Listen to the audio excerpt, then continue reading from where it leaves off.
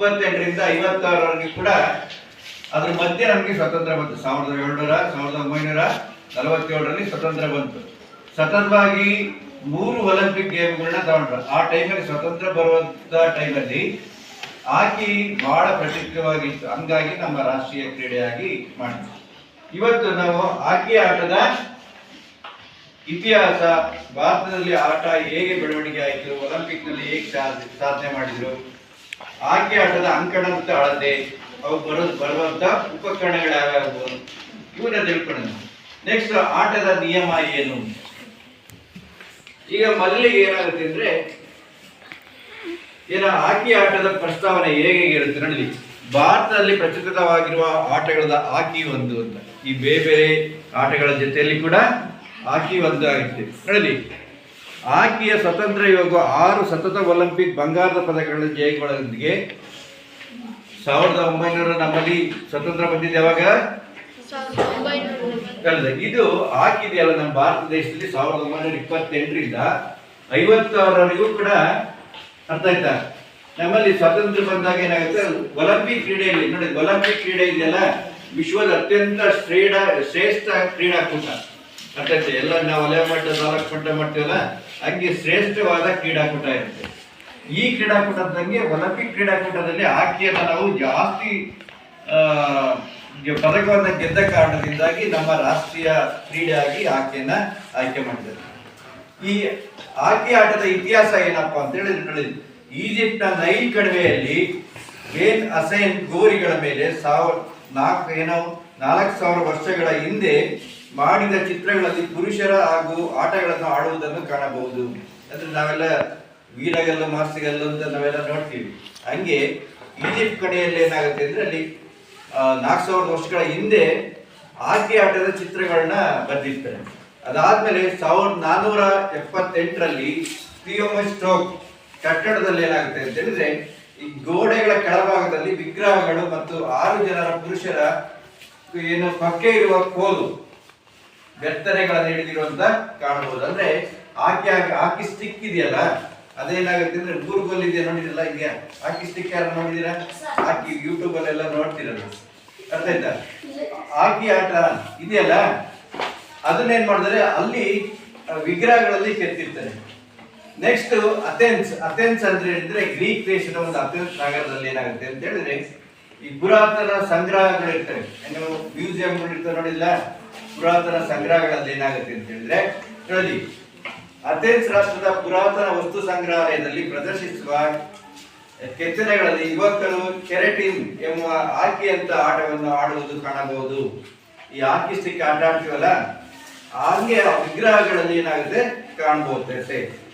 ಹಾಕಿ ಎನ್ನುವ ಪದ ಹೂ ಟೇಕ್ ಅಂದ್ರೆ ಹೂ ಅಂದ್ರೆ ಏನು?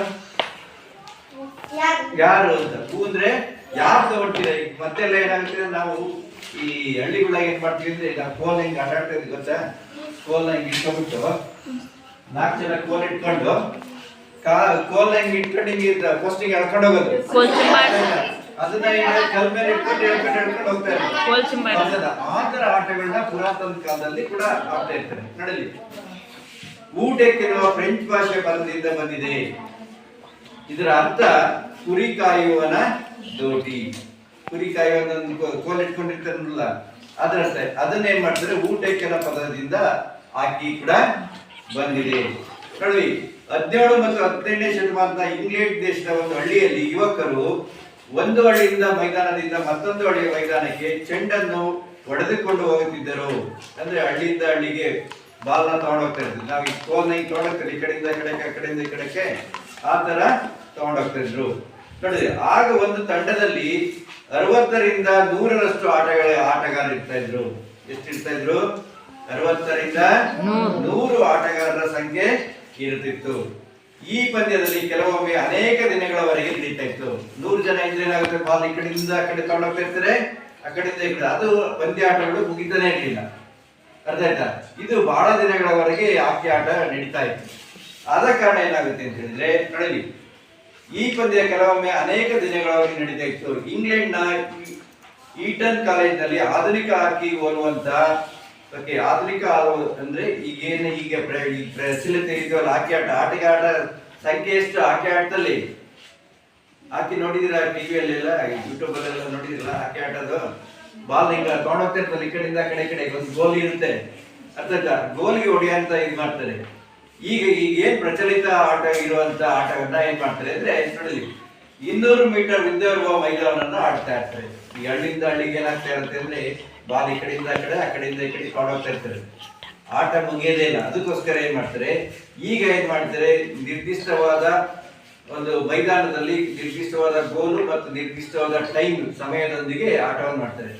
ಈ ಆಟವನ್ನು ಹೋಲುವಂತ ಒಂದು 200 ಮೀಟರ್ ಆಟವನ್ನ ಮಾಡ್ತಾ ಇರ್ತಾರೆ. ನೋಡಿ, ಟೆಂಡಿಂಗ್ಟನ್ ಕ್ರಿಕೆಟ್ ಸಂಘ ಇದರ ನೇತೃತ್ವದಲ್ಲಿ 1886ರಲ್ಲಿ ಬ್ರಿಟಿಷ್ ಹಾಕಿ ಸಂಘವನ್ನ ರಚನೆ ಮಾಡ್ತಾರೆ. ಬ್ರಿಟನ್ ದೇಶದಲ್ಲಿ ಬ್ರಿಟಿಷ್ ಹಾಕಿ ಒಂದು ಸಂಘವನ್ನ ರಚನೆ ಮಾಡ್ತಾರೆ. ಈಗೆಲ್ಲ ಫೆಡರೇಷನ್ಗಳು, ಅಂತಾರಾಷ್ಟ್ರೀಯ ಫೆಡರೇಷನ್ಗಳೆಲ್ಲ ಇರ್ತವೆ.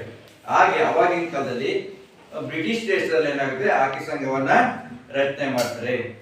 ಇಂಗ್ಲಿಷರು, ಐರಿಷರು ಮತ್ತು ವೇಲ್ಸ್ ದೇಶದವರು ಸೇರಿ ಅಂತಾರಾಷ್ಟ್ರೀಯ ನಿಯಮಗಳ ಸಮಿತಿಯನ್ನ ರಚನೆ ಮಾಡ್ತಾರೆ.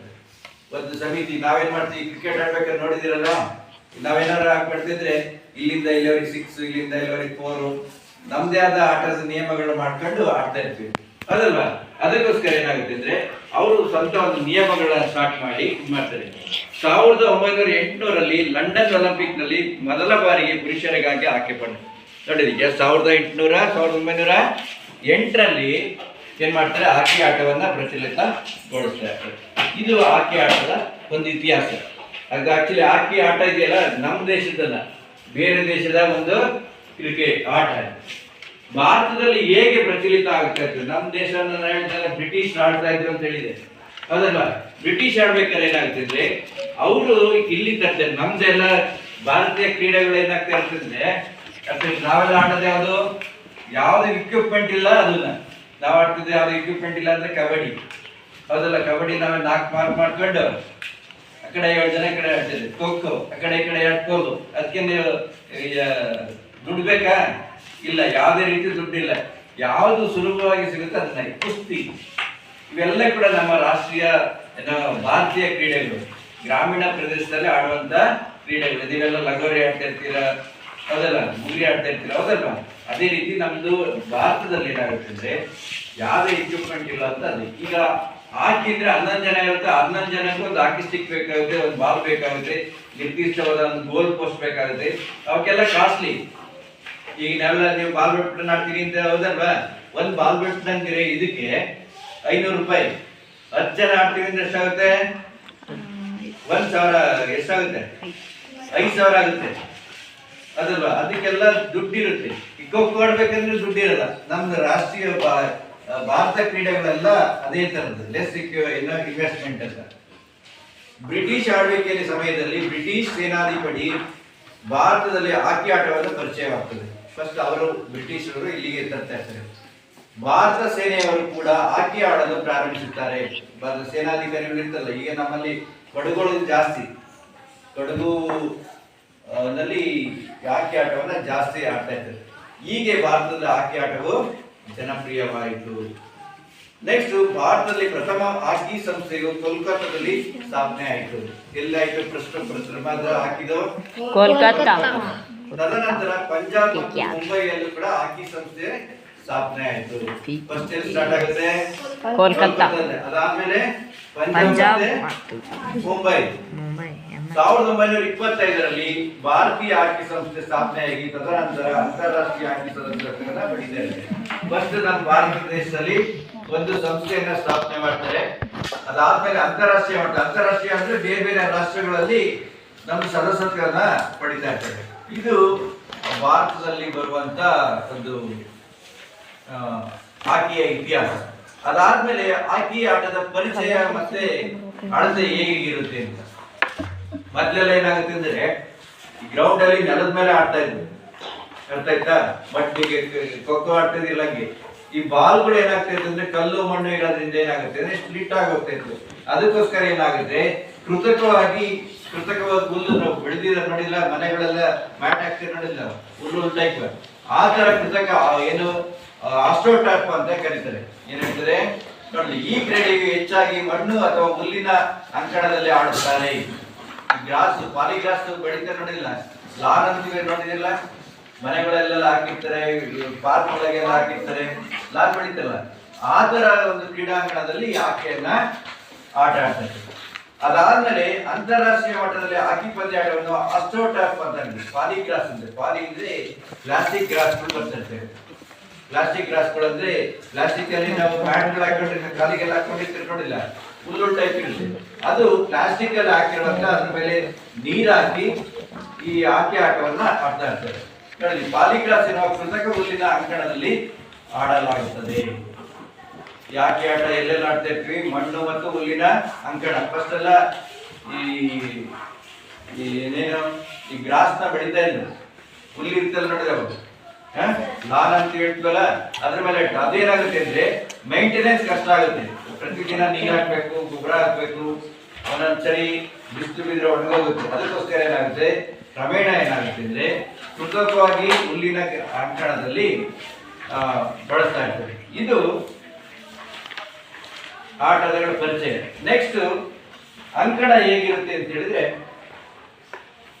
ಆಯತಾಕಾರದಲ್ಲಿ ಇರುತ್ತೆ. ಆಯತಾಕಾರ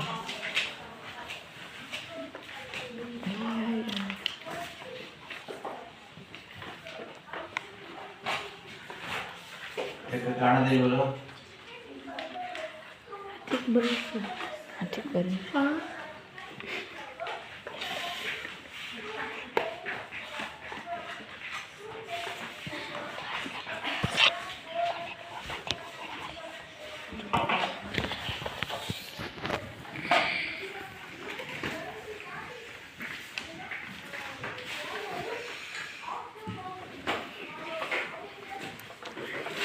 ಹೀಗೆ ನೋಡಲಿ 3 ಮೀಟರ್ ಇರುವಂತ 2 ಮೀಟರ್ ಹೈಟ್ ಇರುವಂತ ಒಂದು ಗೋಲ್ ಪೋಸ್ಟ್ ಇರುತ್ತೆ.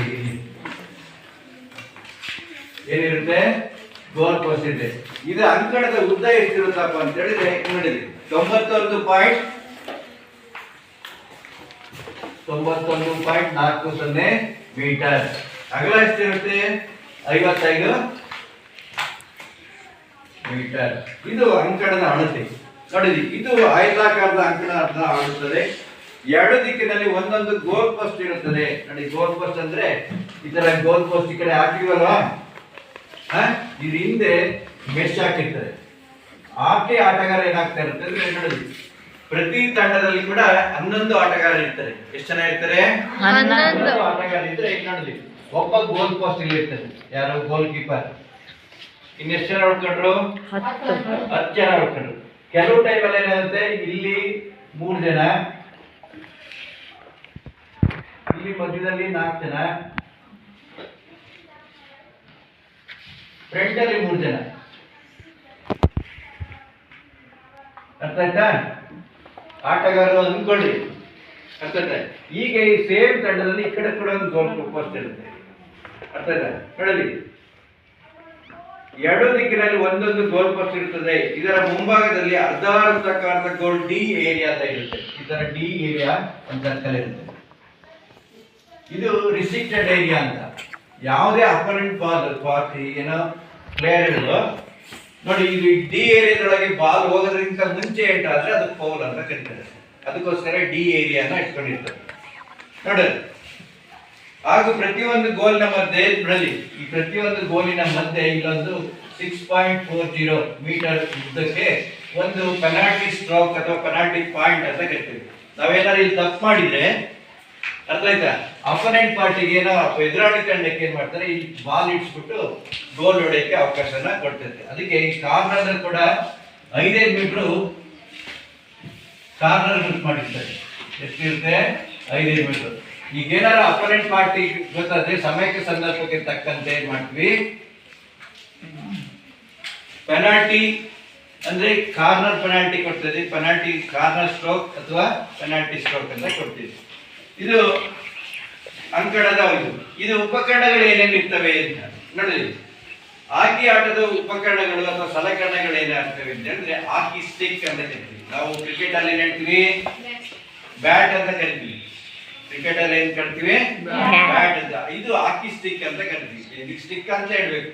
ಒಂದು 3 ಗೋಲ್ ಇರುತ್ತಲ್ಲ, 3 ಗೋಲ್ ಆಗ್ತಾ ಇರುತ್ತೆ. ನೋಡಲಿ, ಆಕೆಯನ್ನು 1.05 ಮೀಟರ್ ಉದ್ದದಾಗಿರುವಂತ ಒಂದು ಸ್ಟಿಕ್, 1.05 ಮೀಟರ್ ಉದ್ದದ ಸ್ಟಿಕ್ ಅಲ್ಲಿ ಆಡಲಾಗುತ್ತದೆ. ಇದರ ತುದಿಯು ಡೊಂಕಾಗಿದ್ದು ಗರಿಷ್ಠ ತೂಕ ಎಷ್ಟಾಗುತ್ತೆ ಅಂದ್ರೆ 737 ಗ್ರಾಮ್. ಎಷ್ಟು ಗ್ರಾಮ್ ಇರುತ್ತೆ? 732 ಗ್ರಾಮ್ ಇರುತ್ತದೆ. ಇದು ಹಾಕಿ ಒಂದು ಆಟವಾಡುವಂತ ಒಂದು ಉಪಕರಣ. ಅದಾದ್ಮೇಲೆ ಚೆಂಡು ಈಗ ಏನಾಗುತ್ತೆ, ಕ್ರಿಕೆಟ್ ಬಾಲ್ಗಳು ಇರ್ತಾವ ನೋಡಿದಿರಲ್ವಾ? ಕ್ರಿಕೆಟ್ ಮೊದಲೆಲ್ಲ ಈಗೆಲ್ಲ ಬಾಲ್ಗಳು ಸಿಂಥೆಟಿಕ್ ಬಾಲ್ ಬರ್ತದೆ. ಮೊದಲೆಲ್ಲ ಏನಾಗುತ್ತೆ ಅಂದ್ರೆ ಚರ್ಮದ ಬಾಲ್ಗಳು ಬರ್ತಾ ಇದ್ವು.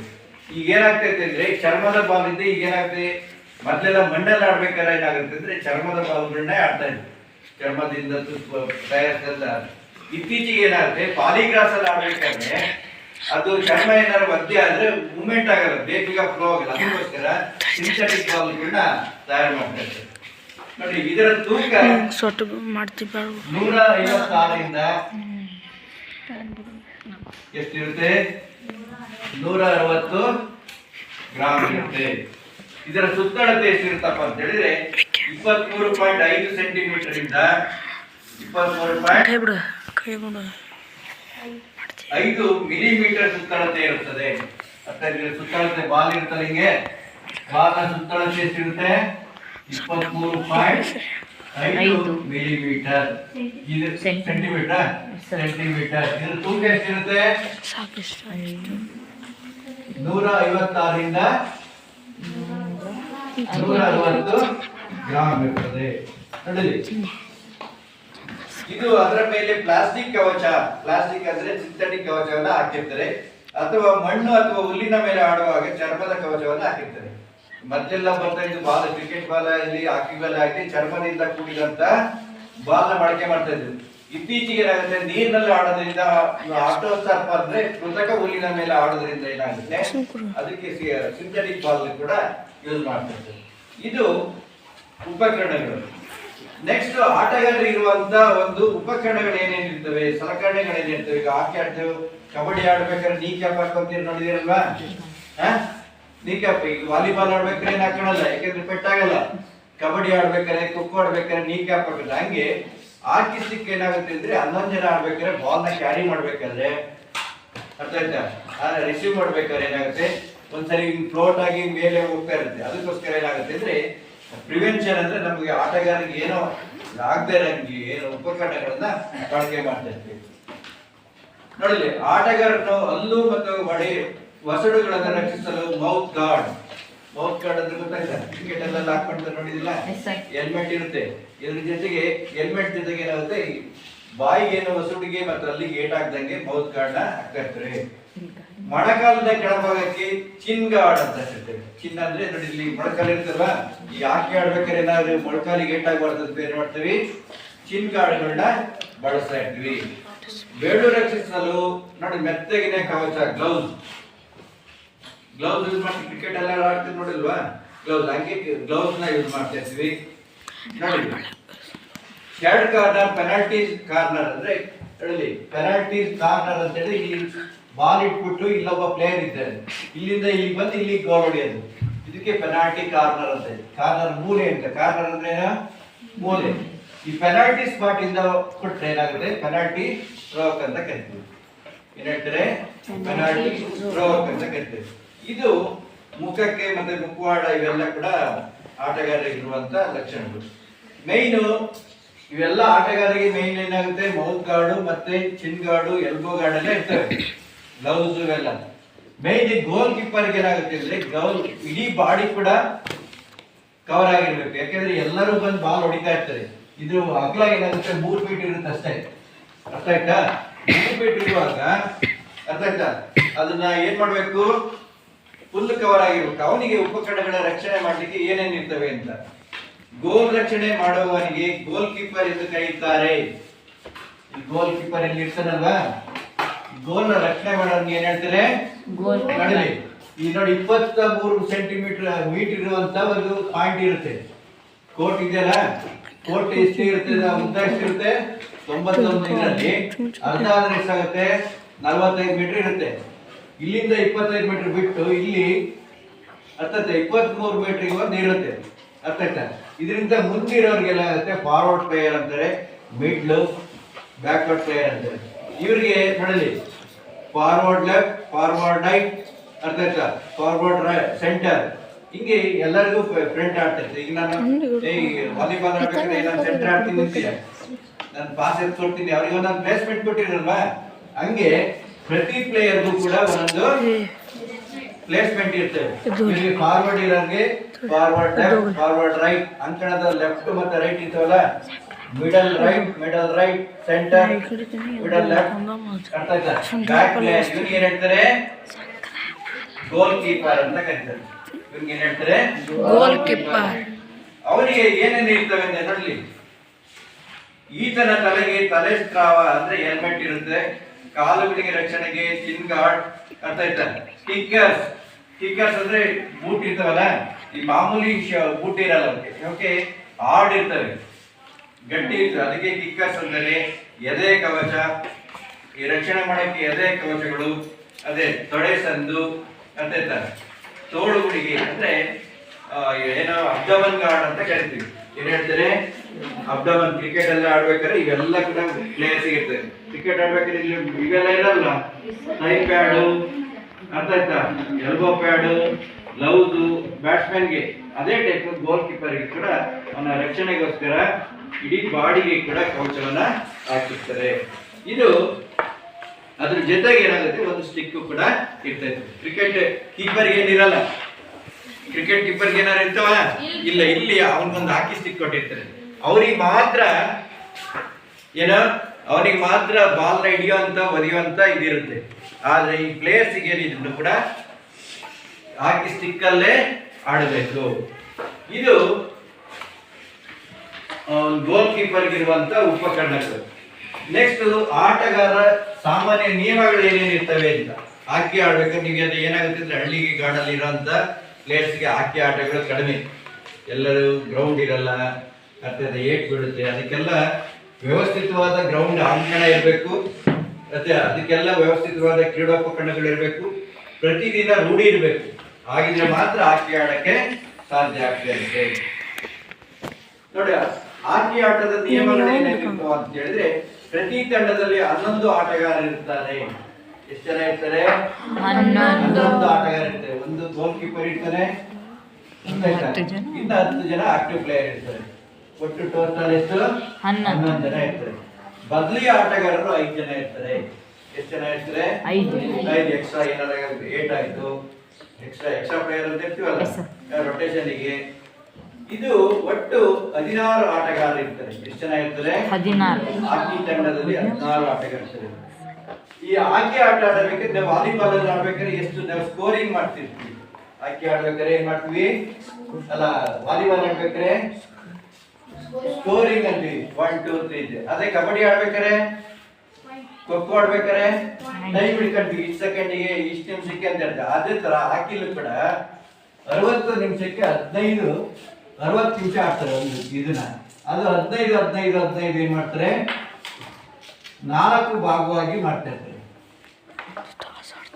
15 ಅದಕ್ಕೆ ಏನ್ ಮಾಡ್ತಾರೆ, 4 ಕ್ವಾರ್ಟರ್ಗಳು ಮಾಡ್ತಾ ಇರ್ತಾರೆ. ನೋಡಿ, ಪಂದ್ಯವನ್ನು 15 ನಿಮಿಷಗಳ 4 ಭಾಗಗಳಾಗಿ ನಡೆಯುತ್ತದೆ.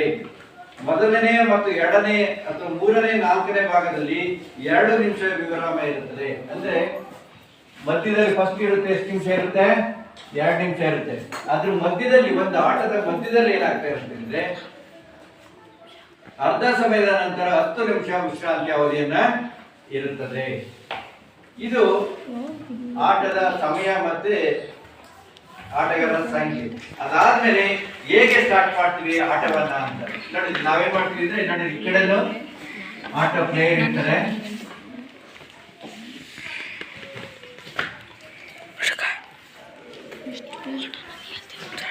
ಈಗ 9 ಜನ ಇದ್ರೆ ಈ ಕಡೆ ಇದು ನಾವು ಡಿಫೆನ್ಸ್ ಅಂದ್ರೆ, ನಾವು ಅಂಕಣ ಬಾಲು ಆ ಕಡೆ ಹೋಗ್ದಂಗೆ ಗೋಲ್ ಹೊಡಿಗೆ ತಡಿಲಿಕ್ಕೆ ಇವರು ಮಿಡ್ಲ್ ಮತ್ತೆ ಏನ್ ಮಾಡ್ತಾರೆ, ಈ ಫ್ರಂಟ್ ಪ್ಲೇಯರ್ ಇರ್ತಾರಲ್ಲ ಅದ್ರಲ್ಲಿ ಏನಾಗ್ತಾ ಇರ್ತಾರೆ, ಕೆಲವರು ಏನಾಗುತ್ತೆ, ಬಾಲ್ ಆ ಕಡೆ ಹೋಗ್ಬೇಕಾದ್ರೆ ಇಲ್ಲಿ 3 ಜನ ನಿಂತ್ಕೊಂತಾರೆ, ರಿಸೀವ್ ಮಾಡ್ಬೇಕಾದ್ರೆ ಇಲ್ಲಿ 4 ಜನ ಮತ್ತೆ ಇಲ್ಲಿ 3 ಜನ ನಿಂತ್ಕೊಂತಾರೆ. ಅರ್ಥ ಆಯ್ತಾ? ಇಲ್ಲಿ ಸೆಂಟ್ರಲ್ಲಿ ಪಾಯಿಂಟ್ ಇರುತ್ತೆ, ಸರ್ಕಲ್ ಇರುತ್ತೆ. ಇದರಲ್ಲಿ ಬ್ಯಾಕ್ ಪಾಸ್ ಅಂತ ಕರಿತೀವಿ. ಬ್ಯಾಕ್ ಪಾಸ್ ಅಂದ್ರೆ ಈಗ ನಾಣ್ಯ ಚಿಮ್ತಿ ನಮಗೆ ಪಾಸ್ ಮಾಡ್ಲಿಕ್ಕೆ ನಮಗಿಲ್ಲ. ಅದಕ್ಕೆ ಏನ್ ಮಾಡ್ತಾರೆ, ಇಲ್ಲಿ ಮಧ್ಯದಲ್ಲಿ ಬಾಲ್ ಇಟ್ಟು ಈ ಬಾರಿ ಎ ಟೀಮ್ ಅಲ್ಲಿ ಏನಾದ್ರು ಟಾಸ್ ವಿನ್ ಆಗಿದ್ರೆ ಬ್ಯಾಕ್ ಫಸ್ಟ್ ಬಾಲ್ ನ ವಾಪಸ್ ತಗೊಂಡು ಆಮೇಲೆ ಈ ಕಡೆಯಿಂದ ತಗೊಂಡು ಇದಕ್ಕೆ ಬ್ಯಾಕ್ ಪಾಸ್ ಅಂತ ಕರೀತಾರೆ. ನಾಣ್ಯ ಚಿಮ್ಮಿಸುವ ಮೂಲಕ ತಂಡಗಳ ಸೆಂಟರ್ ಪಾಸ್ ಅಂದ್ರೆ ಬಾಲ್ ನ ಸೆಂಟರ್ ಅಥವಾ ಬ್ಯಾಕ್ ಪಾಸ್ ಅಂತ ಕರಿತೀವಿ. ಸೆಂಟರ್ ಪಾಸ್ ನೊಂದಿಗೆ ಒಂದೇ ಒಂದು ಪ್ರಾರಂಭ ಮಾಡ್ತಾ ಇರ್ತೇವೆ ಅಥವಾ ದಿಕ್ಕನ್ನ ಪ್ರಾರಂಭ ಅಂಕಣ ಮತ್ತೆ ಪಾಸ್ ಮಾಡ್ತೀವಲ್ಲ ನಾವು ವಾಲಿಬಾಲ್ ಅಲ್ಲಿ ಏನ್ ಮಾಡ್ತೀವಿ, ಸರ್ವಿಸ್ ಮಾಡ್ತೀವಿ ಇಲ್ಲ ಕೊಡ್ತಾ ಇರ್ತೀವಲ್ಲ, ಹಂಗೆ ಏನ್ ಮಾಡ್ತಾರೆ, ಇಲ್ಲ ಬ್ಯಾಕ್ ಪಾಸ್ ಅಥವಾ ಸೆಂಟರ್ ಪಾಸ್ ಮಾಡ್ತಾರೆ, ಇಲ್ಲ ಅಂದ್ರೆ ಅಂಕಣ ಮಾಡ್ತಾ ಇರ್ತಾರೆ. ಅಂಕಣದ ಮಧ್ಯಭಾಗದಿಂದ ಚೆಂಡನ್ನು ಸೆಂಟರ್ ಪಾಸ್ ಮುಖಾಂತರ ಪಂದ್ಯವನ್ನ ಪ್ರಾರಂಭ ಮಾಡ್ತಾ ಇರ್ತಾರೆ. ಯಾವುದೇ ತಂಡ ಪಂದ್ಯಾಟದಲ್ಲಿ ಗೋಲ್ ಮಾಡಿದ ನಂತರ, ಯಾವುದೇ ತಂಡ ಈಗ ಎ ಟೀಮಿನ ಗೋಲ್ ಮಾಡಿದ ನಂತರ ಏನಾಗ್ತಿರುತ್ತೆ, ಎದುರಾಳಿ ತಂಡದ ಅಂಕಣದಲ್ಲಿ ಮಧ್ಯಭಾಗದಿಂದ ಪಾಸ್ ಸೆಂಟರ್ ಪಾಸ್ ಮೂಲಕ ಪುನಃ ಪ್ರಾರಂಭ ಆಗ್ತದೆ. For example A team B team ಅಂತಂದ್ರೆ ಬಿ ಟೀಮ್ ಏನಾದ್ರೆ ಇಲ್ಲಿ ಗೋಲ್ ಮಾಡಿದ್ರೆ ಎ ಟೀಮ್ ಅವರಿಗೆ ಮತ್ತೆ ಸೆಂಟರ್ ಪಾಸ್ ಮುಖಾಂತರ ಮತ್ತೆ ಪಂದ್ಯವನ್ನ ಶುರು ಮಾಡ್ತಾ ಇರ್ತಾರೆ. ಇದು ಈ ವಿಧಾನದಲ್ಲಿ ಪ್ರತಿ ಗೋಲಿಗೆ ಮಾಡಿದ ಬಳಿಕ ಕೂಡ ಸೆಂಟರ್ ಪಾಸ್ ಮುಖಾಂತರನೇ ಆಟವನ್ನ ಪ್ರಾರಂಭ ಮಾಡ್ತಾರೆ. ಆಟಗಾರರ ಬದಲಾವಣೆ ಆಟಗಳಲ್ಲಿ ಯಾವುದೇ ಒಂದು ಆಟಗಾರರಿಗೆ ಎಷ್ಟು ಬಾರಿ ಆಗುತ್ತೆ, ನೀವೇನಾಗುತ್ತೆ ಅಂದ್ರೆ ಆಟಗಾರ ವಾಲಿಬಾಲ್ ಅಲ್ಲಿ ಮತ್ತು ಖೋಖೋದಲ್ಲಿ ಏನಾಗುತ್ತೆ, ಒನ್ ಟೈಮ್ ಇರುತ್ತೆ. ಈ ಹಾಕಿಯಲ್ಲಿ ಏನಾಗುತ್ತೆ ಅಂದ್ರೆ ಆಟ ಚೇಂಜ್ ಮಾಡ್ತಾ ಇರ್ತಾರೆ ಎಕ್ಸ್ಟ್ರಾ. ಯಾಕೆಂದ್ರೆ 60 ನಿಮಿಷ ಇದು ಎಷ್ಟು ಮೀಟರ್ ಇರ್ತಿದೋ 90 ಮೀಟರ್ ಇರುತ್ತೆ. ಪ್ರತಿ ಆಟಗಾರ ಬಾಲ್ ಹೆಂಗ್ ಹೋಗ್ತಾ ಇರುತ್ತೆ ಹಂಗೆ ಫಾಸ್ಟ್ ಮೂವ್ಮೆಂಟ್ ಆಗ್ತಾ ಇರ್ಬೇಕಾದ್ರೆ ಓಡಾಡ್ತಾ ಇರ್ಬೇಕಾದ್ರೆ ಆಯಾಸ ಜಾಸ್ತಿ ಆಗ್ತದೆ. ನೀವು ಒಂದು 100 ಮೀಟರ್ ಓಡ್ಬೇಕಂದ್ರೆ ಕೂಡ ಸುಸ್ತಾಗ್ತಿರಲ್ವಾ, ಹಾಗೆ ಇಡೀ ಗ್ರೌಂಡ್ ಓಡಾಡ್ಬೇಕಾದ್ರೆ ಏನಾಗುತ್ತೆ, ಆಯಾಸ ಜಾಸ್ತಿ ಆಗುತ್ತೆ. ಅದಕ್ಕೋಸ್ಕರ ಆಟಗಾರರ ಬದಲಾವಣೆ ಕೂಡ ಫ್ರೀ ಬಿಟ್ಟಿದ್ದಾರೆ, ಎಷ್ಟು ಸರಿನಾದ್ರೂ ಕೂಡ ಬದಲಾವಣೆ ಮಾಡಬಹುದು. ನೆಕ್ಸ್ಟ್, ಚೆಂಡನ್ನು ಸ್ಟಿಕ್ ಹಿಂಬದಿಯಿಂದ ಅಥವಾ ಕಾಲುಗಳಿಂದ ಆಡಬಾರದು. ಬಾಲ್ ಹೆಂಗಿರುತ್ತೆ ಅಂದ್ರೆ ನೋಡಿ, ಈಗ ನೋಡಿ ಈ ಟೈಪ್ ಇರುತ್ತೆ ಹಿಂದ್ಗಡೆ ಬಾಲ್ ಸ್ಟಿಕ್ ಹಿಂಗಿದ್ರೆ ಇಲ್ಲಿ ಫ್ರಂಟ್ ಇದೆಲ್ಲ ಇದ್ರಲ್ಲೇ ಆಡ್ಬೇಕು, ಹಿಂದ್ಗಡೆ ಬಾಲಿಂದ ಆಡಂಗಿಲ್ಲ, ಮತ್ತೆ ಕಾಲಲ್ಲೂ ಕೂಡ ಇದಿಲ್ಲ. ಗೋಲ್ ಕೀಪರ್ ಮಾತ್ರ ಕಾಲಲ್ಲಿ ಹೊಡೆಯಕ್ಕೆ ಕೈಯಲ್ಲಿ ಹಿಡಿಯಕ್ಕೆ ಅವಕಾಶಗಳು ಇರ್ತಾ ಇರ್ತವೆ.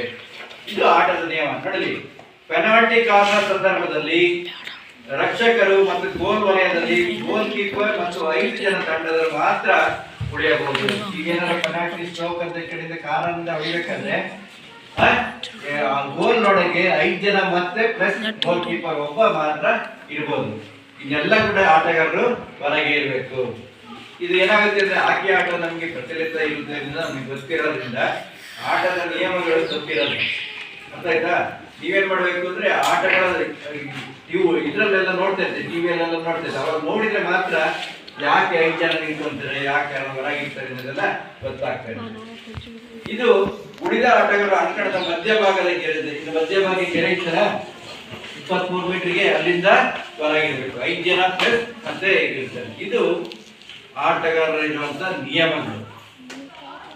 ಈ ಆಟಗಾರರಿಗೆ ದಂಡಗಳು ಹೇಗೆ ವಿಧಿಸ್ತೀವಿ ಅಂತ, ಈಗ ಪನಿಷ್ಮೆಂಟ್ ಮಾಡ್ತಾ ಇರ್ತೀವಲ್ಲ, ಏನಾಗುತ್ತೆ, ಇದು ಹಾಕಿ ಇದೆಲ್ಲ ಬಾಡಿ ಕಾಂಟ್ಯಾಕ್ಟ್ ಗೇಮ್ ಅಂತ ಕರಿತೀವಿ. ಬಾಡಿ ಕಾಂಟ್ಯಾಕ್ಟ್ ಗೇಮ್ ಅಂದ್ರೆ ಗೊತ್ತಾಗಲ್ಲ, ವಾಲಿಬಾಲ್ ಅಲ್ಲಿ ಆ ಕಡೆ ಈ ಕಡೆ ಕೋರ್ಟ್ ಇರ್ತೀವಿ, ಒಬ್ಬನ ಟಚ್ ಮಾಡಲ್ಲ, ಅದಲ್ಲ. ಈ ಕಬಡ್ಡಿ ಆಡ್ತಾ ಇರ್ತೀವಿ, ಇವನ್ ಕಾಲ ಅವ್ನು ಹಿಡಿತಾನೆ, ಅವನ ಕಾಲ ಇವನ್ ಹಿಡಿತಾನೆ, ಯಾರಿಗೆ ಬೇಕಾದ್ರೆ ಏನಾಗ್ಬೋದು. ಖೋಖೋನು ಅಷ್ಟೇ, ಅರ್ಥ ಆಯ್ತಾ? ಈ ಅದೇ ರೀತಿ ಹಾಕಿದ್ರು ಕೂಡ ಬಾಡಿ ಕಾಂಟ್ಯಾಕ್ಟ್ ಗೇಮ್ ಇರುತ್ತೆ. ಈ ಆಡ್ಬೇಕಾದ್ರೆ ಏನಾಗುತ್ತೆ, ಯಾರು ರಫ್ ಮಾಡಿದ್ರು, ಅರ್ಥ ಆಯ್ತಾ, ಏನಾದ್ರು ಮಾಡಿದ್ದಾಗ ಅವರಿಗೆ ಪನಿಷ್ಮೆಂಟ್ ಕೊಡ್ಬೇಕಲ್ವಾ, ಅದಕ್ಕೋಸ್ಕರ ದಂಡಗಳನ್ನ ವಿಧಿಸ್ತಾ ಇರ್ತಾರೆ.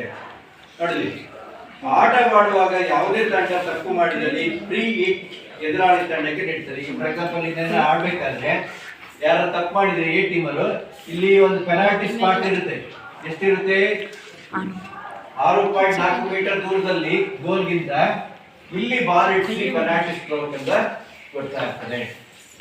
ನೆಕ್ಸ್ಟ್, ತಮ್ಮ ಡಿ ವಲಯದಲ್ಲಿ ತಂಡ ತಪ್ಪು ಮಾಡಿದರೆ ಎದುರಾಳಿ ತಂಡಕ್ಕೆ ಪೆನಾಲ್ಟಿ ಕಾರ್ನರ್ ಕೊಡ್ತಾರೆ. ಈ ಡಿ ಏರಿಯಾದೊಳಗೆ ಏನಾದ್ರು ಇವನು ಗೋಲ್ ಕೀಪರ್ ಎ ಟೀಮ್ ಆಗಿದ್ದಲ್ಲ, ಈ ಗೋಲ್ ಕೀಪರ್ ಹೊರಗೆ ಬರ್ತಾ ಇರ್ತಾನೆ, ಅದಲ್ಲ. ಅದ್ರೊಳಗೆ ಈ ಡಿ ಏರಿಯಾದೊಳಗೆ ಏನಾದ್ರು ಈ ಬಿ ಟೀಮರ್ ಏನಾದ್ರು ಗೋಲ್ ಮಾಡಿದ್ರೆ ಪೆನಾಲ್ಟಿ ಕಾರ್ನರ್ ಕೊಡ್ತಾರೆ. ಈ ಕಾರ್ನರ್ನ ಕೊಡ್ತಾ ಇರ್ತಾರೆ. ಇದು ಒಂದು ನಿಯಮ. ನೋಡಿ 23 ಮೀಟರ್ ಲೈನ್ ಒಳಗಡೆ ರಕ್ಷಣಾತ್ಮಕ ಆಟಗಾರರು ಉದ್ದೇಶಪೂರ್ವಕ 23 ಲೈನ್ ಇರ್ತದೆ. ಒಳಗೆ ಏನಾದ್ರು ರಕ್ಷಣಾತ್ಮಕ ಆಟಗಾರರು ಉದ್ದೇಶಪೂರ್ವಕವಾಗಿ ಏನಾದ್ರು ತಪ್ಪು ಮಾಡಿದ್ರೆ, ಅರ್ಥ ಆಯ್ತಾ? ಉದ್ದೇಶಪೂರ್ವಕವಾಗಿ ಏನಾದ್ರು ತಪ್ಪು ಮಾಡಿದ್ರೆ ಅವಾಗ ಏನ್ ಹೇಳ್ತಾರೆ, ಪೆನಾಲ್ಟಿ ಕಾರ್ನರ್ ನೀಡ್ತಾರೆ. ಇದು ನಿಯಮಗಳು. ನೆಕ್ಸ್ಟ್, ಆಟಗಾರ ಸಂದರ್ಭದಲ್ಲಿ ರಕ್ಷಣಾತ್ಮಕರು ಡಿ ವಲಯದಿಂದ ಚೆಂಡನ್ನು ಹೊರಗೆ ಹಾಕಿದರೆ, ಇಲ್ಲಿ ಏನಾದ್ರು ಗೋಲ್ ಹೊಡೆಯಕ್ಕೆ ಏನಾದ್ರು ಬಂತು ಅಂತ ತಕ್ಷಣ ಡಿಫೆನ್ಸ್ ಪ್ಲೇಯರ್ ಏನಾದ್ರು ಬಾಲ್ ಹೊರಗೆ ಕಳಿಸಿದ್ರೆ ಏನ್ ಮಾಡ್ತಾರೆ, ಅದಕ್ಕೂ ಕೂಡ ಇದಕ್ಕೆ ಕಾರ್ನರ್ ಹಿಟ್ ಅನ್ನ ಕೊಡ್ತಾ ಇರ್ತಾರೆ. ಈ ಕಾರ್ನರ್ ಇಟ್ಬಿಟ್ಟು ಇಲ್ಲಿ 5 ಜನ ಇರ್ತಾರೆ, ಗೋಲ್ ಕೀಪರ್ ಇರ್ತಾರೆ. ಇದು ದಂಡಗಳ ಆಗ್ತಿರುತ್ತೆ. ನೆಕ್ಸ್ಟ್, ಅಪಾಯಕಾರಿ ಆಟಗಳು ಅಂತ ಕರಿತೀವಿ. ಈ ಹಾಕಿ ಆಟ ಆಡ್ಬೇಕಾದ್ರೆ ಹಾಕಿ ಸ್ಟಿಕ್ ಇರುತ್ತೆ ನೋಡಿದಿರಲ್ಲ, ನಾವೇನಾದ್ರು 5 ಮೀಟರ್ ದೂರ ಇದ್ದಂಗೆ ಅವನಿಗೆ ಆಪೋನೆಂಟ್ ಬರ್ತಾ ಇದ್ದಂಗೆ ಜೋರಾಗಿ ಹೊಡ್ಬಿಡೋದು ಬಾಲ್ನ, ಇಲ್ಲಾಂದ್ರೆ ಸ್ಟಿಕ್ ನ ಬೀಸೋದು, ಅದಲ್ಲ. ಇದೆಲ್ಲ ಅಪಾಯಕಾರಿ ಆಟಗಳು. ಯಾವ ಸಂದರ್ಭದಲ್ಲಿ ಅಪಾಯಕಾರಿ ಆಟಗಳು ಇರ್ತವೆ ಅಂತ ಹೇಳಿದ್ರೆ, ನೋಡಿ, ಚೆಂಡನ್ನು ಹೊಡೆಯುವಾಗ ಅಪಾಯಕಾರಿ ಚೆಂಡನ್ನು ಆರಿಸಿದರೆ, ಅಂದ್ರೆ ಬಾಲಿಗೆ ಇರುತ್ತಲ್ಲ ಮುಖಕ್ಕೆ ಹಿಂಗ್ ಹೊಡೆಯೋದು, ಎಲ್ಲಾ ಪ್ಲೇಯರ್ಗೂ ಮುಖವಾಡಗಳಿರಲ್ಲ, ಅರ್ಥ ಆಯ್ತಾ? ಫೋರ್ಸ್ ಆಗಿ ಹೊಡೆಯೋದು, ಇವೆಲ್ಲ ಕೂಡ ಅಪಾಯಕಾರಿ ಆಟಗಳು. ನೆಕ್ಸ್ಟ್ ನೋಡ, 5 ಮೀಟರ್ ಇಂದ ಹತ್ತಿರ ಇದ್ದಾಗ ಚೆಂಡನ್ನು ಪುಟಿಸುವುದು, ಅಂದ್ರೆ ಮೇಲೆ ಇದ್ ಮಾಡೋದು, ಅದಾದ್ಮೇಲೆ ಆರಿಸೋದು, ಇವೆಲ್ಲ ಕೂಡ ಅಪಾಯಕಾರಿ ಆಟಗಳು. ನೆಕ್ಸ್ಟ್, ಅವರಿಗೆ ದಂಡ ಹೇಗೆ ಮಾಡ್ಬೇಕು? ಈಗ ಆಟ ಆಡ್ತಿರ್ತಿಲ್ಲ, ಈಗ ನಾವೇನಾದ್ರು ಟೂರ್ನಮೆಂಟ್ ಜೈ ಅಂತ ಎದುರಿಸ್ತಲ್ವಾ, ಒಂದ್ಸರಿ ಎದುರಿಸ್ತೀವಿ, ಒಂದ್ಸರಿ ಬೈತೀವಿ, ಆಮೇಲೆ ಇನ್ನೊಂದ್ಸರಿ ಏನ್ ಮಾಡ್ತೀವಿ, ಕೋಲ್ತಾ ಒಂದು ಹೊಡಿತೀವಿ, ಅದಾದ್ಮೇಲೆ ಅದಕ್ಕೂ ಇದ್ ಮಾಡ್ತಿದ್ರೆ ಏನ್ ಮಾಡ್ತೀವಿ, ಹೊರಗೆ ಸೇರಿಸ್ತೀವಿ. ಇದು ಆಟದ ನಿಯಮ ಬಿಟ್ಟು ಕಾರ್ಡ್ಗಳು ಮಾಡಿದ್ದಾರೆ. ಯಾವ್ಯಾವ ಕಾರ್ಡು? ಹಸಿರು ಕಾರ್ಡು, ಹಳದಿ ಕಾರ್ಡು ಮತ್ತು ಕೆಂಪು ಕಾರ್ಡು. ನೋಡಿ, ಹಸಿರು ಕಾರ್ಡ್ ಯಾವಾಗ ಬಳಸ್ತೇವೆ ಅಂದ್ರೆ, ನೋಡಿ, ಆಟಗಾರರು ಎಚ್ಚರಿಕೆ ನೀಡಲು ಬಳಸುತ್ತಾರೆ. ಸುಮ್ಮನೆ ಹೇಳ್ತೀವಲ್ಲ ಹಂಗೆ 2 ನಿಮಿಷ ತಾತ್ಕಾಲಿಕ ಅಂಕಣದಿಂದ ಹೊರಗೆ ಕೂರಿಸುತ್ತಾರೆ, ಹೊರಗೆ ಹಾಕ್ತಾರೆ, ಅರ್ಥ ಆಯ್ತಾ? ಅದಾದ್ಮೇಲೆ ಹಳದಿ ಕಾರ್ಡ್ ಇದೆಯಲ್ಲ, ಹಳದಿ ಕಾರ್ಡ್ ಯಾವಾಗ ಕೊಟ್ಟಿದ್ರೆ ಮತ್ತೆ ಪದೇ ಪದೇ ತಪ್ಪು ಮಾಡಿದ್ರೆ 5 ನಿಮಿಷ ತಾತ್ಕಾಲಿಕವಾಗಿ ಅಂಕಣದಿಂದ ಹೊರಗೆ ಉಚ್ಚಾಡಿಸುತ್ತಾರೆ. 5 ನಿಮಿಷ ಆಟ. ಟೋಟಲ್ ಎಷ್ಟು ನಿಮಿಷ ಇರುತ್ತೆ? 60 ನಿಮಿಷ ಇರುತ್ತೆ. 60 ನಿಮಿಷ ಇರುತ್ತೆ. 60 ನಿಮಿಷದಲ್ಲಿ 5 ನಿಮಿಷ ಹೊರಗೆ ಕೂರಿಸ್ಬಿಟ್ರೆ, ಒಳ್ಳೆ ಪ್ಲೇಯರ್ ತರಲೆ ಮಾಡಿದ್ರೆ ಕೂರಿಸ್ಬಿಟ್ರೆ, ಒಳ್ಳೆ ಆಟಗಾರ ತರಲೆ ಮಾಡಿದ್ರೆ ಇಡೀ ಟೀಮ್ ಏನಾಗುತ್ತೆ, ಸೋತೋಗುತ್ತೆ. ಅದೇ ಅದಕ್ಕೋಸ್ಕರ ಯಾರು ಕೂಡ ತಪ್ಪು ಮಾಡಲ್ಲ. ಕೆಂಪು ಕಾರ್ಡ್ ಯಾವಾಗ ಬಳಸ್ತೀವಿ ಅಂತ ಹೇಳಿದ್ರೆ, ಆಟಗಾರರ ಬದಲಾವಣೆ ರಹಿತ ಪಂದ್ಯದಿಂದ ಉಚ್ಚಾರಿಸುತ್ತಾರೆ. ಯಾವ್ದು ಈಗ 11 ಜನ ಆಟ ಇದ್ರೆ ಅವನೇನ ಪದೇ ಪದೇ ತಪ್ಪು ಮಾಡಿದ್ರೆ ಏನ್ ಮಾಡ್ತಾರೆ, ಈಗ ಒಬ್ಬನ ಹೊರಗೆ ಹಾಕ್ಬಿಡ್ತಾರೆ. ಉಳಿಯೋರು ಎಷ್ಟು ಜನ? 15 ಜನ. ಅದು ಕೆಂಪು ಕಾರ್ಡ್ ತೋರಿಸಿದ್ರೆ ಬಳಸ್ತಾ ಇರ್ತಾರೆ.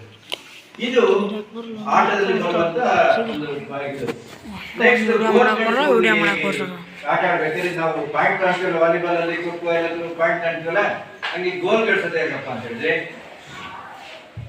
ದಾಳಿಗಾರರು ರಕ್ಷಕ ಡಿ ಒಳಗಿಂದ ಗೋಲ್ ಒಳಗೆ ಚೆಂಡನ್ನು ಹಾಕಿದರೆ 1 ಗೋಲ್ ಎಂದು ಪರಿಗಣಿಸಲಾಗುವುದು. ಈ 60 ನಿಮಿಷದಲ್ಲಿ ಎಷ್ಟು ಹೈಯೆಸ್ಟ್ ಗೋಲ್ ಹೊಡಿತಾರೆ ಅವರು ವಿಜಯಿಯಿಂದ ಬಾಳ್ತಾರೆ, ಗೆದ್ದಂಗೆ ಆಗ್ತಾರೆ. ಈ ಡಿ ಏರಿಯಾದಿಂದ ಈ ಗೋಲ್ ಒಳಗೆ ಅಪೋನೆಂಟ್ ಪಾರ್ಟಿ ಹೊಡೆದ್ರೆ ಅದು ಒಂದು ಗೋಲ್ ಎಂದು ಕರೀತಾರೆ. ಯಾವುದೇ ಒತ್ತಡವನ್ನು ಎದುರಾಳಿ ತಂಡದವರು ಡಿ ಕ್ಷೇತ್ರದ ಹೊರದಿಂದ ಗೋಲ್ಗೆ ಹಾಕಿದರೆ ಚೆಂಡು ಗೋಲ್ ಒಳಗೆ ಪ್ರವೇಶ ಮಾಡಿದ್ದಲ್ಲಿ ಅದನ್ನು ಕೂಡ ಗೋಲ್ ಎಂದು ಪರಿಗಣಿಸಲಾಗುವುದಿಲ್ಲ. ಈ ಒತ್ತಡದಿಂದ ಏನಾದ್ರು ಇದಾಗಿದೆ, ಗೋಲಿಂದ ಹೊರಗೆ ಹೋಗೋದು, ಹೊರಗೆ ಬಂದಿದ್ರೆ ಅದನ್ನ ನಾವೇನ್ ಮಾಡ್ತೀವಿ, ಗೋಲ್ ಎಂದು ಪರಿಗಣಿಸುವುದಿಲ್ಲ. ಯಾವುದೇ ಕಾರಣದಿಂದ ಗೋಲ್ ಒಳಗೆನೆ ಹಾಕ್ಬೇಕು. ಮತ್ತೆ ಇದು ಹಾಕಿ ಆಟದ ಇತಿಹಾಸ. ನಿಮ್ಗೆ ಏನಾಗುತ್ತೆ, ಆಟ ಆಡಿದ್ರೆ ಗೊತ್ತಾಗುತ್ತೆ. ನೀವು ಆಟ ಕಲಿಬೇಕು ಅಂತ ಹೇಳಿದ್ರೆ ವಿಡಿಯೋಗಳು ನೋಡ್ಬೇಕು, ಹೆಂಗೆ ಆಡಬೇಕು, ಹೆಂಗೆ ಸೆಟ್ಟಿಂಗ್ ಮಾಡ್ತಾರೆ ಅಂತ. ಇದು ಹಾಕಿ ಆಟದ ಇತಿಹಾಸ ಮತ್ತು ಅಂಕಣತೆ ಬಳಸುವಂತ ಉಪಕರಣಗಳು ಅಂತ. ಈಗ ಹಂಗೆ ಒಂದೊಂದು ಇದು ಮಾಡೋದು ನೋಡಿ. ಟೆಂಡಿಂಗ್ಟನ್ ಸಂಘ ಡ್ಯಾಶ್ ಸಂಘ ನೇತೃತ್ವದಲ್ಲಿ ಬ್ರಿಟನ್ ಹಾಕಿ ಸಂಘವನ್ನು 1886ರಲ್ಲಿ ರಚಿಸಲಾಯಿತು. ಆಯ್ತಾ? ಯಾವ ಸಂಘದಿಂದ ನಡೆದಿ ಇತಿಹಾಸ ನಡೆದಿ ಕ್ರಿಕೆಟ್ ಸಂಘದಿಂದ 14ನೇ ಪೇಜಲ್ಲಿ ಲಾಸ್ಟ್ ಮೂರನಲ್ಲಿ ಇದೆ ನೋಡ, ಹೌದಲ್ವಾ? ಭಾರತದ ಹಾಕಿ ಸ್ವರ್ಣ ಯುಗವು ಡ್ಯಾಶ್ ನಲ್ಲಿ ಪ್ರಾರಂಭವಾಯಿತು. ಎಷ್ಟರಲ್ಲಿ? 1928ರಲ್ಲಿ. ಹಾಕಿ ಪಂದ್ಯದಲ್ಲಿ ಬಳಸುವ ಚೆಂಡಿನ ಸುತ್ತಳತೆ ಎಷ್ಟು? ಸುತ್ತಳತೆ 5 ಸೆಂಟಿಮೀಟರ್ ಸುತ್ತಳತೆ. ಹೀಗೆ ಬಿಟ್ಟ ಸ್ಥಳ ಊಟಕ್ಕೆ ನಮ್ಮ ಯಾವ ಭಾಷೆಯಿಂದ ಬಂದಿದೆ? ಫ್ರೆಂಚ್ ಭಾಷೆಯಿಂದ ಬಂದಿದೆ. ನೆಕ್ಸ್ಟ್ ಆರ್ಟಿಸ್ಟಿಕ್ ಗರಿಷ್ಠ ತೂಕ ಎಷ್ಟು? 737. ಹಾಕಿ ಆಟದಲ್ಲಿ ಆಟಗಾರರು ಎಚ್ಚರಿಕೆ ನೀಡುವ ಡ್ಯಾಶ್ ಕಾರ್ಡ್ ಅನ್ನು ಬಳಸುತ್ತಾರೆ. ಹಸಿರು. ಅರ್ಥ ಆಯ್ತೇನಪ್ಪ? ಬಹಳ ಈಸಿ ಇದೆ, ಕನ್ನಡ ಇಂಗ್ಲಿಷ್ ಎಲ್ಲ ಓದಿದೆ, ಅರ್ಥ ಆಯ್ತಾ? ಆಡೋದ್ ಕಷ್ಟ, ಕೇಳಿದ್ರೆ. ನೆಕ್ಸ್ಟ್ ಕೆಳಗಿನ ಪ್ರಶ್ನೆಗಳಿಗೆ ಉತ್ತರಿಸಿ. ಹಾಕಿ ಆಟದಲ್ಲಿ ಅಪಾಯಕಾರಿ ಆಟವೆಂದರೇನು? ಅಪಾಯಕಾರಿ ಆಟ ಇದೆಯಲ್ಲ ಅದರ ಮೇಲೆ ಏನು? ಚೆಂಡನ್ನು ಹೊಡೆಯುವಾಗ ಅಪಾಯಕಾರಿಯಾಗಿ ಚೆಂಡನ್ನು ಹಾರಿಸಿದರೆ ಅಥವಾ ಎದುರಾಳಿಗಳು 5 ಮೀಟರ್ಗಿಂತ ಹತ್ತಿರ ಇದ್ದಾಗ ಚೆಂಡನ್ನು ಪುಟಿಸುವುದು ಮತ್ತು ಹಾರಿಸುವುದು ಅಪಾಯಕಾರಿ ಆಟ. ಬರ್ತಿರಲ್ವಾ? ಓಕೆ, ಇಷ್ಟು ಹಾಕಿ ಆಟದ ಇತಿಹಾಸ. ನೆಕ್ಸ್ಟ್ ಯಾವುದು? ಹಾಕಿ ಪಂದ್ಯಾವಳಿ ಏನು? ಭಾರತದಲ್ಲಿ ಪ್ರಪ್ರಥಮವಾಗಿ ಹಾಕಿ ಸಂಸ್ಥೆಯಲ್ಲಿ ಸ್ಥಾಪನೆ ಆಯ್ತು ಕೋಲ್ಕತ್ತಾದಲ್ಲಿ. ಅರ್ಥ ಆಯ್ತಾ? ಕನ್ನಡ ಇಂಗ್ಲಿಷ್ ಓದಕ್ ಬರೋರಿಗೆ ಪ್ರಶ್ನೆ ಉತ್ತರಗಳು ಬಹಳ ಈಸಿ ಅದಲ್ವಾ? ಹಾಕಿ ಸ್ಟಿಕ್ ನ ಅಳತೆಯನ್ನು ಬರೆಯಿರಿ. ಮೂರನೇ ಪ್ರಶ್ನೆ, ಹಾಕಿ ಪಂದ್ಯಾವಳಿಯಲ್ಲಿ ಕಾಲಾವಧಿ ಎಷ್ಟು? 60 ನಿಮಿಷ. 15 ನಿಮಿಷ ಇರೋದು 4. ಈ ಕೆಳಗಂಡ ಪ್ರಶ್ನೆಗಳಿಗೆ 2-3 ವಾಕ್ಯದಲ್ಲಿ ಉತ್ತರಿಸಿ. ಹಾಕಿ ಆಟದ ಅಂಕಣವನ್ನು ವಿವರಿಸಿ. ಎಷ್ಟು ಉದ್ದ ಇರುತ್ತೆ, ಎಷ್ಟು ಅಗಲ ಇರುತ್ತೆ, ಡಿ ಏರಿಯಾ ಎಷ್ಟಿರುತ್ತೆ, ಪೆನಾಲ್ಟಿ ಸ್ಪಾಟ್ ಎಷ್ಟಿರುತ್ತೆ, ಅರ್ಥ ಆಯ್ತಾ? ಗೋಲಿಂದ ಇವನ್ನೆಲ್ಲ ಬರ್ಕೋರಿ. ನಾನು ನಿನ್ನೆ ಎಲ್ಲ ನೋಡಿ ದೈಹಿಕ ಶಿಕ್ಷಣ ವಾಲಿಬಾಲ್ ಬರೀ ಬಹಳ ಸಿಂಪಲ್ ಇದೆ. ನಾನು ಹಂಗೆ ಹೇಳಿದೆ, ಸುಮ್ಕೆ ಐಡ್ಲಾಗಿ ನಾನು ಪೆನ್ ಇರಲಿಲ್ಲ, ಅಂಕಣ ಎಲ್ಲ ಬರೆಸಲಿಲ್ಲ ಅದಲ್ಲ. ನೀವು ಕೂಡ ಅಂಕಣ ಎಲ್ಲ ಬರ್ಕೊಂಡು, ಅರ್ಥ ಆಯ್ತಾ? ನಾಳೆ ಇವತ್ತು ಪಂಚಮಿ ಹೋಗ್ತಿದ್ದೀರಲ್ವಾ, ಮುಗಿಸ್ಕೊಂಡು ಬರೋದ್ರೊಳಗೆ ನೀವು 3 ಪಾಠಗಳ ಪ್ರಶ್ನೆ ಹತ್ರ ಬರ್ತದೆ. ಅರ್ಥ ಆಯ್ತಾ? ಆಮೇಲೆ ಒಂದು ಟೆಸ್ಟ್ ಮಾಡೋದಂತೆ.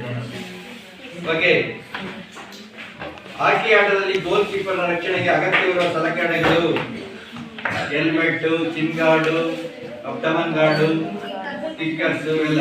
ಓಕೆ, ಹಾಕಿ ಆಟದಲ್ಲಿ ಕಾರ್ಡ್ಗಳನ್ನು ಯಾವ ಸಂದರ್ಭದಲ್ಲಿ ಬಳಸುತ್ತಾರೆ? ಅವೆಲ್ಲರೂ ಬರೀ ರೆಫರ್ ಕಾರ್ಡು, ಕೆಂಪ್ ಕಾರ್ಡು ಮತ್ತೆ ಹಾಕಿ ಆಟದಲ್ಲಿ ಪೆನಾಲ್ಟಿ ಸ್ಟ್ರೋಕ್ ಅಥವಾ ವ್ಯತ್ಯಾಸವೇನು? ಪೆನಾಲ್ಟಿ ಸ್ಟ್ರೋಕ್ ಅಂದ್ರೆ ನೋಡಿ, ಪೆನಾಲ್ಟಿ ಸ್ಪಾಟ್ ಇಂದ ಕೊಡ್ತಾರೆ, ಇಲ್ಲಿಂದ. ಪೆನಾಲ್ಟಿ ಕಾರ್ನರ್ ಅಂದ್ರೆ ಕಾರ್ನರ್ ದೂರದಿಂದ ಪೆನಾಲ್ಟಿ ಸ್ಟ್ರೋಕ್ ಬರ್ತದೆ, ಅದನ್ನ ಬರ್ಕೋಬೇಕು ಯಾವ ಬರ್ತದೆ. ನೆಕ್ಸ್ಟ್, ಹಾಕಿಯಲ್ಲಿ ಗೋಲ್ ಗಳಿಸುವ ವಿಧಾನವೆಂದರೆ ಗೋಲ್ ಹೆಂಗೆ ಮಾಡ್ತೀವಿ ಅಂತ ಅರ್ಥ ಆಯ್ತಾ? ನೆಕ್ಸ್ಟ್, ಹಾಕಿ ಆಟದ ಚಿತ್ರ ಬರೆದು ಅಳತೆಗಳನ್ನು ಬರೆಯಿರಿ. ಇಷ್ಟು ಹಾಕಿ ಆಟದ ಇತಿಹಾಸ. ಮತ್ತು ವಾಲಿಬಾಲ್ ಇನ್ನೊಂದ್ಸರಿ ಹೇಳ್ಬೇಕಾ? ಬರ್ಕೋಬರಿ. ಓಕೆ.